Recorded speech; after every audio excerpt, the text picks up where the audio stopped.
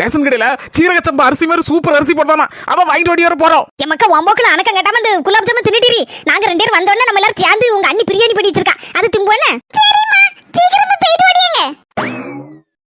அரை மணி நேரத்துக்கு பிறகு அர்மலா அரிசியை இறக்கி வை, நான் போய் பிரியாணியை சட்டியோட தூக்கிட்டு வரேன். நம்ம எல்லாரும் ஒண்ணா மண்ணா உட்கார்ந்து திம்போம். தாத்து, நாங்க வர முன்னாடி ஒரு ரவுண்ட் விட்டுருப்பிய. அதெல்லாம் ஒண்ணு இல்ல அண்ணி, பிரியாணில ஒரு உருண்டை கூட நான் வாயில போடல. என்னடா அது, உலக வரலாற்றில் முதல் முறையாக ஒரு அதிசயம் நடந்திருக்கு போல இருக்க. இவ்வளவு நேரம் திங்காமலா இருந்தாய்மா. என்ன இதெல்லாம், தலையில துண்டு கையில வெறும் சட்டி. மர்மோல ஒரு பிரியாணி கூட இல்லாம ஐயா மாமா அவளத்தி வலிச்சு தின்னு விட்டா. மர்மோல அடி சவுட்ட பத்தபடி ஒரு குண்டா பிரியாணி ஒண்ணு தின்னு பட்டியடி. அடிச்சறாதீங்க, நம்ம நாத்து ஒரு பர்க்க கூட திங்கலையா. நாளையே தொங்கமா போட்டுட்டு இருக்க, என்ன நடந்துச்சு உண்மையை சொல்லு.